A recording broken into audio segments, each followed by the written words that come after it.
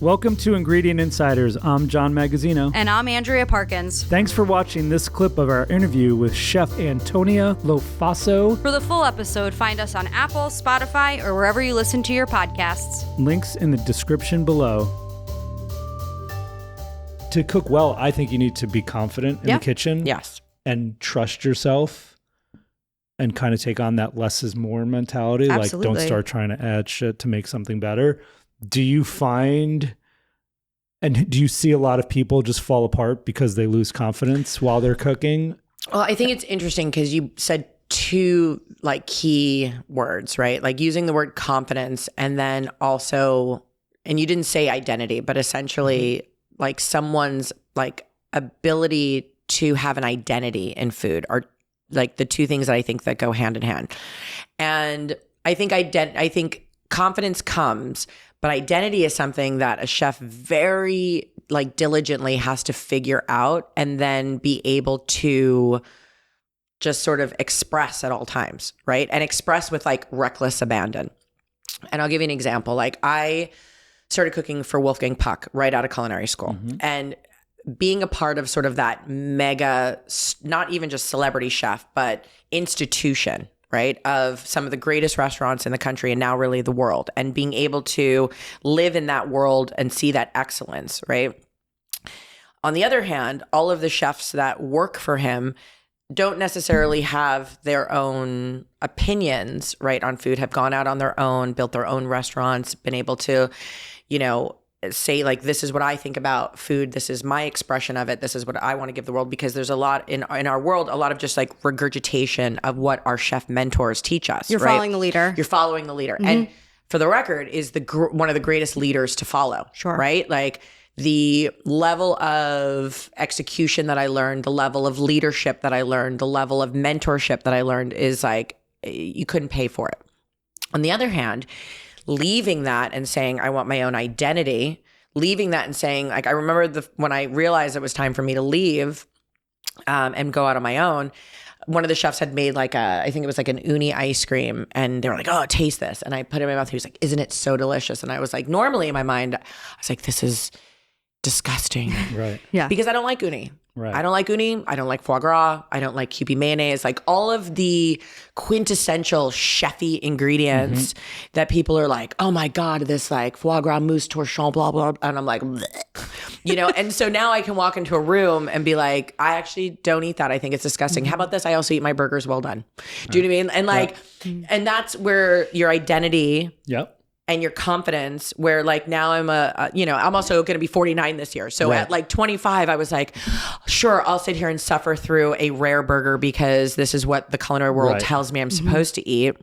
And I'm supposed to love, for the record, I can make foie gras pastrami. I can make foie gras 97 ways. I know how to cook it. I know what it's supposed to taste like. I don't like it. Yeah. And I don't serve it at any of my restaurants. So to answer your question, it's your identity. And then your confidence comes because your identity is strong and and you feel comfortable in your clothes and your shoes and what you say. I spent many of my younger, so in competition when I first started, you know, and I did a Top Chef season 4, and I made a dish and I was like, I hope it's good. And all of a sudden I started doing really well, you know, because there was this turning point where I was like, oh my God, if I'm going to go home, I'm not going to be chasing Richard Blais or Stephanie Izard at the time and all these people who like did all this really interesting creative food. I was like, I make really good short ribs and polenta. Yep. And it took me a very long time to be okay with saying like, I do rustic Italian food. I do rustic like Latin inspired food. I do rustic like American eclectic food. I don't reinvent anything. I just make it mine. We did Top Chefs All-Stars, and I did this dish that was like a perfectly roasted piece of grouper on top of like a lobster broth with like braised leeks. And Padma Lakshmi at the time was like, we saw the dish, Antonia, and it was like Gail Simmons and Padma, and they're like, we saw this dish and we just knew it was yours. It was a perfect sauce with a perfect ragu and a perfectly cooked piece of fish. And then she goes, and we just wanted more. We just needed more inventiveness and blah, blah. And at that point, I had already done Top Chef season 4. And I was like, hanging on every word that they said as if it was gospel. Right. And then by season like 10, I had already opened a restaurant and closed a restaurant and been kicked in the stomach and like, meaning like, just like life hit me hard. And I got there and I go, okay, cool. So what you just told me is that everyone at the table thought I had the best dish. And that you inherently, when you saw the dish before you even knew it was mine, knew that it was mine because I have a style of cooking that you can recognize outside of someone telling you it's me. But now you're going to tell me that you didn't like it because you think I should have made something with a spiralizer. Right. More bells and whistles. Oh, yeah. And it should have been airlifted in by a peacock and dropped off in front of you. And therefore, that's when it's good. And I was like, cool, bro, night story. And I literally I didn't care about talking back to them. Yeah. I didn't care because I was like, you guys are not the be all end all. Yeah. Of course. You actually just gave me a compliment. Right. And you're actually thinking it's like a dig and I was like, you want to send me home for the bet? And for the record, I didn't even win the challenge. Right. Richard Blaze won the challenge with like an undercooked lobster because he like made sweet potato like noodles. And I was like, who cares? No one liked it. No? I mean, because it's like they need it for the TV. They right? need it for the TV. Yeah. And in that moment, I was like, there's so many decisions on food is everyone's own, perspective, right? So, even a judge, whatever they're eating. And so what I've learned is to be a better judge. I've learned to give better critique, not based on what I think someone should be doing and just based on what they've given me and what the challenge is versus me trying to tell someone that I think that they should have a different style. Right. I was like, you just gave me the best compliment of my life, which was you see me in a dish. You see me in a dish. And which means I have an identity and which means you're not confused about my identity and that I'm actually exuding it in everything that I do. And I'm good, bro. And like, that was it. Why did you, this is a total departure from this conversation. Why did you get into cooking? Like, where did it all start? I'm 3/4 Italian and 1/4 Jewish. It was just like ingrained in my DNA. Same. I was like, I don't know. You're a pizza bagel? Yeah, God was just like, and this is what you do. Right. I always gravitated towards food, always. Like, so when it was time to like get a job, my parents were like, I was 15 and they were like, so if you want money to go out with, you better go get a job. Right. And I went to the Sherman Oaks Galleria in the San Fernando Valley and I got a job at Hot Dog on a Stick and I slung corn dogs. But that's, some of my friends went and worked at the Gap and folded t-shirts. I was like, I'm not folding t-shirts. I was like, I'd rather make corn dogs. And so I don't know. It was just a very natural thing for me. It's so weird because all three of us are Italian, right? Yep. At this table, Italian American. Yeah. It's like, we've all traveled around the world a pretty good amount, and food is important in every culture.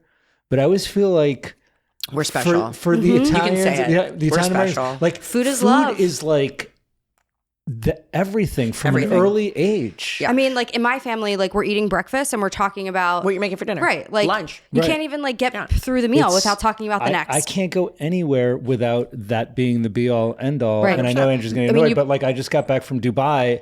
And I never wanted to go to Dubai before because I'm like, it's my preconception of it was that it was like this soulless place without anything have a huge going food on. scene. It's one of the best food scenes I've ever seen in my life. Yeah. And I was like, but the point is like so as soon as I knew I was going, all I did was research every restaurant. I knew where breakfast, lunch, and dinner was happening for 2 weeks. The trip is before around I got food. on the airplane. And my life has been centered around food, as is everybody at this table. Yeah. We're talking about travel. I want to know like your favorite food city.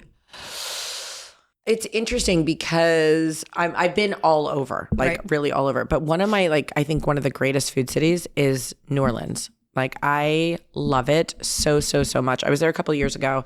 I'm there all the time, but one specific trip, it was this idea of obviously like all the incredible like Creole cooking, like classic French cooking. But there was this one restaurant, I can't remember the name, and it's Thai. And it was all of these influence of like Creole, New Orleans, like so many great of that mixed with Thai. And I was like unbelievably like blown away. And it was like this small little restaurant in the middle of nowhere, like, wood seats outside. And it was delicious. And I just think it has like some of the most interesting it's just such an interesting, amazing group of people that live in the area. There's so much history to the area. There's like so much like rooted storytelling through the food and obviously the architecture and the art and so I love it. It's like one of my favorites. That's awesome. Yeah.